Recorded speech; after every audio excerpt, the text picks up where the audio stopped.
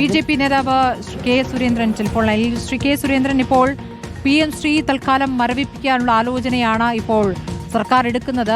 CPIയുടെ ആവശ്യത്തിന് CPM വഴങ്ങുകയാണ്. ഇതിലെന്താകും കേന്ദ്ര തീരുമാനം എന്നുള്ളതാണ് അങ്ങേക്ക് പറയാനാവുക?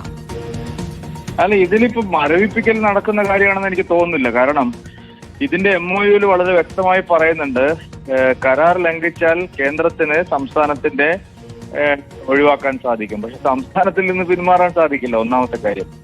രണ്ടാമത്തെ കാര്യം, ഇത് പിണറായി വിജയൻ ഗവൺമെന്റിന്റെ ഏറ്റവും വലിയൊരു എന്താ പറയാ ദയനീയമായ ഒരു പരാജയമാണ്. കാരണം അവരുടെ മന്ത്രി പരസ്യമായി പറഞ്ഞതാണ് PM ശ്രീക്ക് ഒരു കുഴപ്പമില്ല, ഞാൻ കാര്യങ്ങളെല്ലാം പഠിച്ച് മനസ്സിലാക്കിയിട്ടാണ് ഇത് ഒപ്പിട്ടതെന്ന് പരസ്യമായി പറഞ്ഞതാണ്.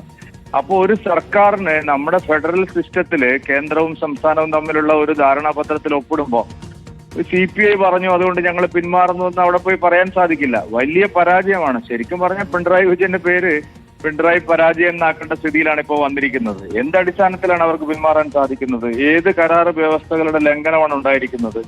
അപ്പൊ ഇത് ആശയപരമായിട്ട് അവർക്ക് അഭിപ്രായ വ്യത്യാസം ഉണ്ടെങ്കിൽ നേരത്തെ അവർക്ക് ഇതിൽ ഒപ്പിടാതിരിക്കാമായിരുന്നു. ഇത് 2024 തന്നെ ഇതിനുള്ള ധാരണാപത്രത്തിൽ ഒപ്പിടാൻ സമ്മതമാണെന്ന് റാണി ജോർജ് തന്നെ കത്തയച്ചതാണ്.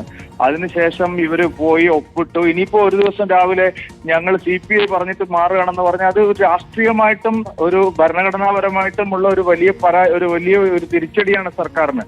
സത്യം പറഞ്ഞാൽ പിണറായി വിജയൻ സർക്കാരിന് അധികാരത്തിൽ തുടരാനുള്ള ധാർമ്മികമായ അവകാശം നഷ്ടപ്പെട്ടു എന്നാണ് പറയേണ്ടത്. കാരണം ഒരു കരാറിൽ, അതും ഒരു സുതാര്യമായ നിലയിൽ ഒപ്പിട്ട ഒരു വ്യവസ്ഥയുടെ അടിസ്ഥാനത്തിൽ ഞങ്ങൾ മുന്നണി ചർച്ച ചെയ്തില്ല, ഞങ്ങളുടെ ഘടകകക്ഷികൾക്ക് എതിർപ്പുണ്ടെന്ന് പറയും. എന്ത് ന്യായം പറഞ്ഞിട്ടാണ് സർക്കാരിന് ഇതിൽ പിന്മാറാൻ സാധിക്കുന്നത്?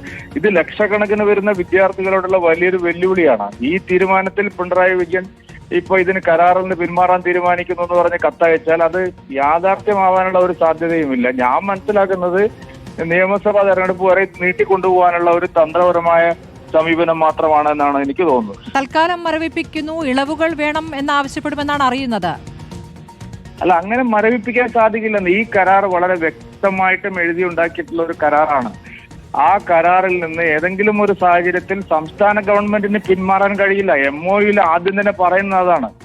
MOUയിൽ പറയുന്നത് കേന്ദ്രത്തിന് വേണമെങ്കിൽ സംസ്ഥാനം വ്യവസ്ഥകൾ ലംഘിച്ചാൽ, അവിടെയാണ് ഏറ്റവും വലിയ പോയിന്റ്, സംസ്ഥാനം വ്യവസ്ഥകൾ ലംഘിച്ചാൽ കേന്ദ്രത്തിന് പിന്മാറാം. പക്ഷേ സംസ്ഥാനങ്ങൾക്ക് പിന്മാറാനുള്ള അവകാശമില്ല.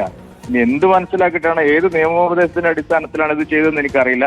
എന്തായാലും ആത്മഹത്യാപരമായ ഒരു നടപടി എന്ന് എനിക്ക് പറയാം. അല്ല, ഒരു കാര്യം കൂടി ശ്രീ സുരേന്ദ്രൻ, ഇപ്പോൾ കരിക്കുലത്തിൽ ഇടപെടില്ല എന്നുള്ള ആത്മവിശ്വാസമൊക്കെയാണ് മന്ത്രി ശിവൻകുട്ടി പ്രകടിപ്പിച്ചത്. പക്ഷേ കരിക്കുലത്തിലേക്ക് വരും എന്നുള്ളതാണ് CPI ആവർത്തിച്ച് പറഞ്ഞുകൊണ്ടിരുന്നത്. അങ്ങായാലും നേരത്തെ പറഞ്ഞത് ഇവിടെ സവർക്കറൊക്കെ പഠിപ്പിക്കേണ്ടി വരും എന്നുള്ളതാണല്ലോ. അപ്പോൾ അത് തന്നെയാണ് ഇവരുടെ ആശങ്കയും.